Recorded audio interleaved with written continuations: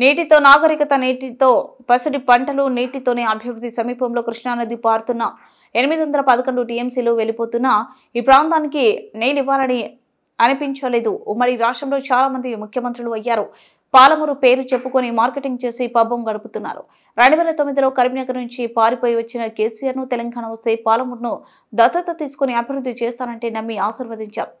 ఎంపీని చేశాం. స్వరాష్ట్రం ఏర్పాటు తర్వాత 10 ఏళ్లు అధికారంలోకి ఉన్న కేసీఆర్ పాలమూరును అభివృద్ధి చేయకపోగా పగబట్టారు అని రాష్ట్ర ముఖ్యమంత్రి యనమల రేవంత్ రెడ్డి అన్నారు. నారాయణపేట జిల్లాలో శుక్రవారం పర్యటించిన ఆయన పలు అభివృద్ధి పనులకు శంకుస్థాపన, ఇందిరమ్మ ఇళ్లకు భూమి పూజ, మెడికల్, నర్సింగ్, పారామెడికల్ కాలేజీలు ప్రారంభోత్సవం చేశారు. ఈ సందర్భంగా నారాయణపేట మండలం అబ్కపల్లి వద్ద ఏర్పాటు చేసిన ప్రజాపాలన ప్రగతి సభలో మాట్లాడారు. కేసీఆర్ 10 ఏళ్లు అధికారంలో ఉండి పాలమూరు రంగారెడ్డి పూర్తి చేయలేదన్నారు.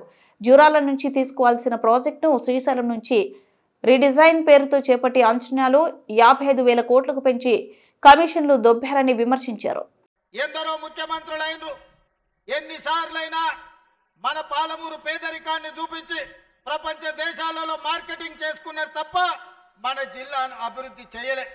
ఇవాళ ఈ వేదిక మీద నుంచి నేను అడుగుతున్న మేధావులను, ఈ తెలంగాణ రాష్ట్రంలో ఉన్న చదువుకున్న వాళ్ళను, నీళ్లు నాగరికత తెస్తాయి, నీళ్లు పంటలు తీసుకొస్తాయి, మీ నీళ్లు పసిడి బంగారాన్ని పండిస్తాయి. మరి నీళ్లు నాగరికతను దేవాల్సింది, పసిడి పంటలు పండించాల్సిన ఈ పాలమూరు జిల్లాలో కృష్ణానది జలాలు 811 టీఎంసీలు దశాబ్దాలుగా పారుతున్నా మాకెందుకు పసిడి పంటలు రాలేదు? మా కష్టాలు ఎందుకు తీరవలేదు? మా కన్నీళ్లు ఎందుకు తూడవలేదని నేను అడుగుతున్నా. ఈ పాలమూరు జిల్లా నాడు ఉమ్మడి రాష్ట్రంలో లేదా? ఈ పాలమూరు జిల్లా ఏర్పడ్డ తెలంగాణ రాష్ట్రంలో లేదా?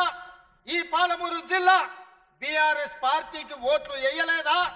అంతెందుకు 2009లో ఆనాడు చంద్రశేఖరరావు గారు కరీంనగర్ జిల్లా ప్రజలు తరుముతే భుజాన జోలె వేసుకొని జోలె పట్టుకొని పాలమూరు జిల్లాకు వచ్చి ఈ ప్రాంతంలో ప్రజల్ని అడుక్కుంటే నా పాలమూరు సోదరులు, మా సోదరి మనులు నీకు భిక్ష పెట్టినరు. నీ బొంతలో భిక్ష వేసి పార్లమెంటు సభ్యుని చేసి ఢిల్లీకి పంపిస్తే నువ్వు పార్లమెంటు సభ్యుడిగా పదవిని ఎలగబెట్టినావు.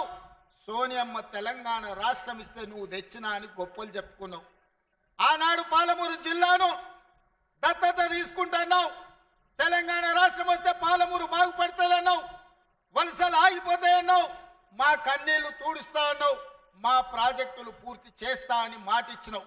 నేను ఇవాళ అడుగుతున్న వేదిక మీద నుంచి 10 సంవత్సరాలు ముఖ్యమంత్రిగా ఉన్న చంద్రశేఖరరావు గారు 2009లో మేము హక్కున చేర్చుకొని మా కడుపులో పెట్టుకొని చూసుకుంటే, మేము భుజాల మీద పెట్టి మోసుకుంటే, పాలమూరులో ఊరు లేకపోయినా, పార్లమెంటులో నీకు నోరు రాకపోయినా, మేము ఎంపీగా గెలిపిస్తే, మేము భిక్ష పెడితే నువ్వు ఆనాడు ఎంపీ అయినావు. ఆ సంగతి మర్చిపోకు. మరి 10 సంవత్సరాలు ముఖ్యమంత్రిగా ఉన్న నువ్వు మా ప్రాజెక్టులను ఎందుకు పూర్తి చేయలేదని నేను అడుగుతున్నా. ఇవాళ ఈ వేదిక మీద నుంచి పెద్ద పెద్ద మాటలు